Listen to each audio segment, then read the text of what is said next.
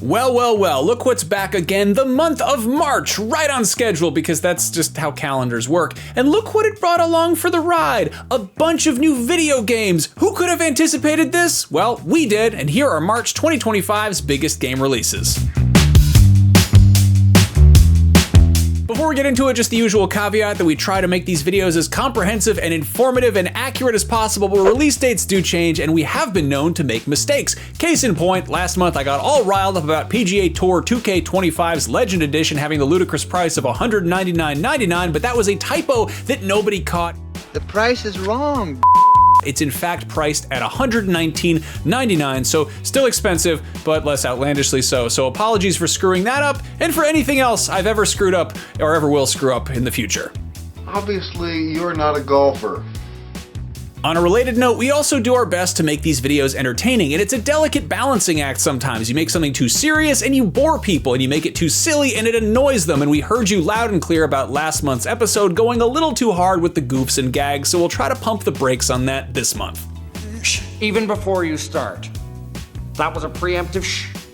Anyway, let's get on with the video games because that's probably what you're here for. For decades, people have been asking where in the world is Carmen Sandiego, and that answer invariably differs. Back in January, the infamous globe-trotting thief crept onto iOS and Android by way of Netflix games, and on March 4th, you'll be able to catch her on consoles as well. Speaking of March 4th, if you'd rather March 4th in a more regimented ambulatory sense, Age of Mythology Retold comes to PS5 that date as well, following its PC and Xbox Series release last September, and that date also sees its Immortal Pillars expansion dropping on all those platforms I just mentioned.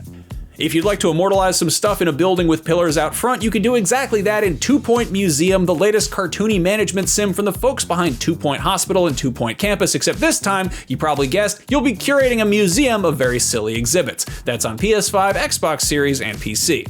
Still that day is Everhood 2, the follow-up to the 2021 ARPG that paired bizarre visuals with a novel musical approach to combat. That's on Switch and PC.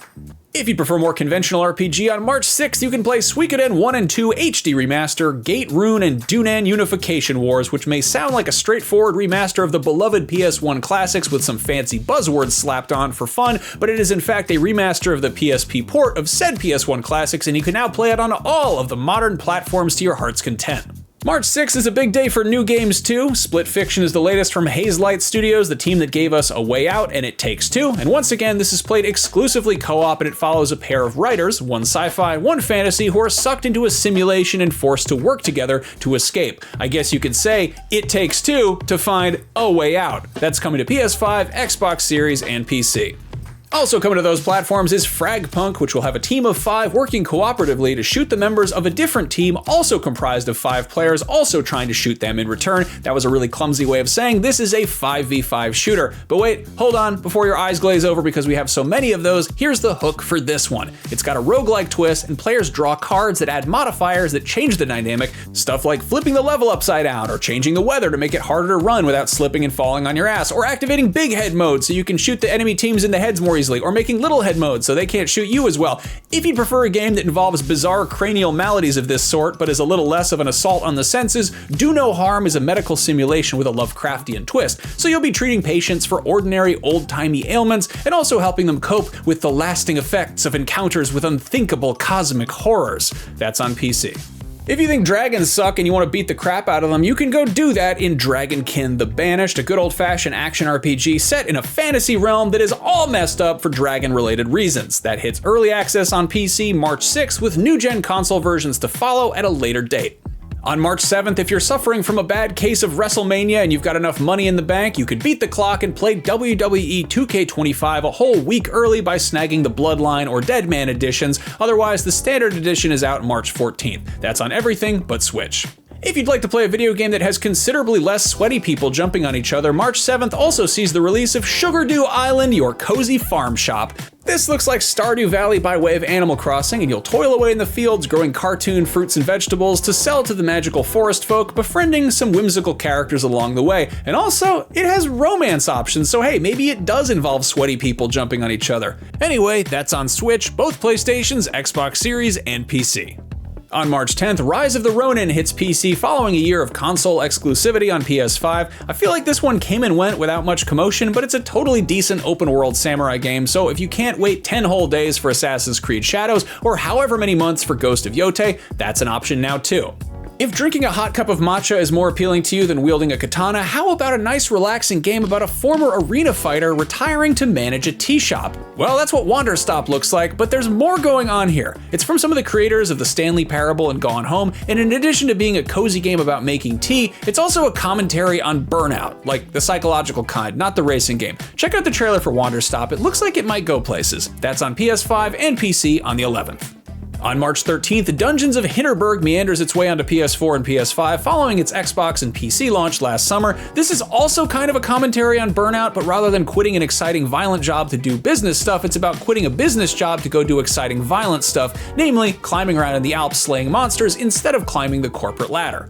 On March 14th, you can play MLB The Show 25 by grabbing the digital deluxe edition for $99.99 US, and yes, I double-checked that price. You can also save $30 by waiting 4 more days for the standard edition, which is officially out on PS5, Xbox Series, and Switch on the 18th. On March 20th, Assassin's Creed Shadows is supposedly coming out, and this one's been delayed enough times that it's feeling a little bit like Groundhog's Day to tell you about it in a video like this, but in case you haven't been paying attention, this one takes place in feudal Japan and features dual protagonists, Yasuke, who is a samurai, and Naoe, who is a ninja, and as is customary in the Assassin's Creed games, they will climb stuff and stab people, and then jump off of the stuff that they climbed, and then land in conveniently placed hay bales. That's on PS5, Xbox Series, PC, and select Apple devices. It's fabricated with materials that shouldn't exist, and yet this is clearly a very ancient artifact. Also on March 20th, Xenoblade Chronicles X Definitive Edition makes its way to Switch. This was originally released on the Wii U in 2015, and considering the Switch sold 11 times as many units as its predecessor, a whole lot of Xenoblade fans are going to be playing this one for the first time ever, and also I imagine that some fans who played it way back when have forgotten enough in the decade since it came out that it's probably worth a replay. The first few months of the year are usually big for JRPGs, and we regularly get annual installments of long-running series with even longer-running titles. For example, Atelier Yumia, the Alchemist of Memories, and the Envisioned Land, which is coming to everything on March 21st. This is the follow-up to last year's Atelier Reslariana, Forgotten Alchemy, and the Liberator of Polar Night, which only came to mobile and PC, but the year before that there was Atelier Ryza 3, Alchemist of the End, and the Secret Key.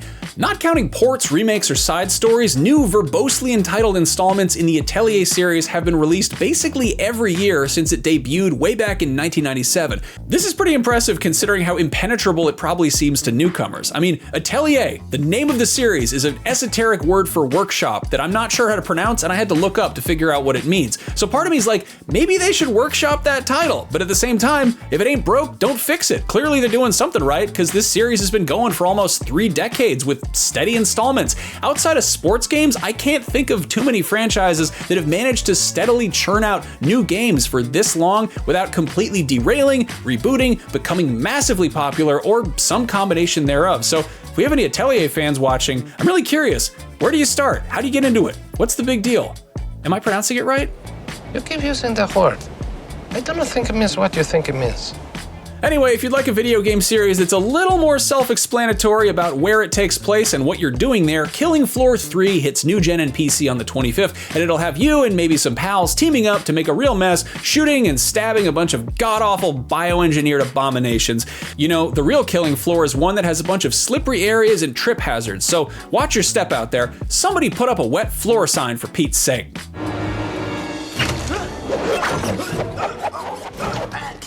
On March 26th, you can burn rubber and leave skid marks all over the place in JDM Japanese Drift Master, an open-world racer with hyper-realistic gameplay, but a story that unfolds through animated cutscenes that are clearly taking some cues from Initial D. You can install that on your D drive on your PC.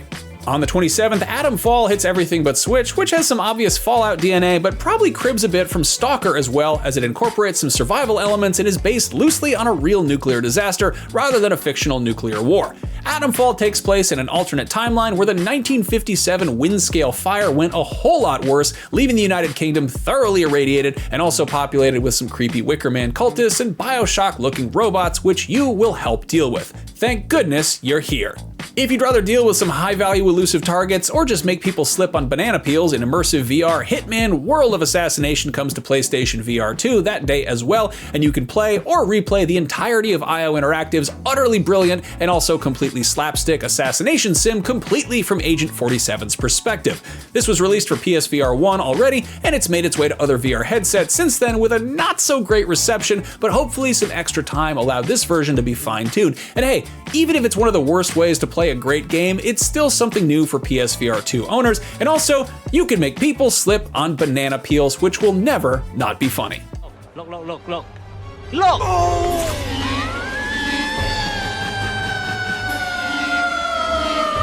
Still that day is Bubble Ghost Remake. Bubble Ghost was first released in 1987 for a variety of personal computers before having the noteworthy honor of being the first French game published for the original Game Boy, or the Jeu de Garçon as they don't actually call it there. Bubble Ghost is about a ghost who has a bubble, and Bubble Ghost Remake is a remake of that game, which is coming to Nintendo Switch. I hope that clears things up. And finally on the 27th, the First Berserker Khazan is a single-player action RPG Souls-like set in the universe of the massively popular Dungeon and Fighter series. And man, it is so nice to see a live service multiplayer game reinvented as a cool-looking single-player game rather than the other way around. And now I want to see Maple's story turned into a horrifying Souls-like. The First Berserker is coming to Xbox Series, PS5, and PC. And finally, on March 28th, inZOI comes to PC, the ridiculously gorgeous life simulation game, which sort of looks like if somebody remade The Sims in GTA 5 and then installed a bunch of those ultra-realistic graphics mods that make your PC catch fire, but even that isn't doing it justice. Considering what people did with the character creator demo for inZOI that was released, I cannot wait to see what kind of weird stuff shows up online once that game is out in the wild. That is coming to new-gen consoles later on, but there's no release window quite yet. Okay, those are March 2025's biggest games. If you have trouble keeping track of all of these games, I would highly recommend checking out IGN Playlist. It's kind of like Goodreads or Letterboxd, but it's for games. We've got a massive database of basically every game ever released, announced, or even just rumored, so if you want to keep a list of everything you already played, are currently playing, or want to play someday in the future, you can do that there, among other things. Check it out by going to this website or clicking this QR code, or just Google it. Real quick before we go, I wanted to plug another video I was in last month that involved me flying to the UK, going to an actual castle, interviewing medieval experts about how historically authentic Kingdom Come Deliverance 2 is, and then getting hit on the head with stuff while wearing a full suit of armor. It is one of my favorite videos I've ever been in, so please go watch that if you haven't already.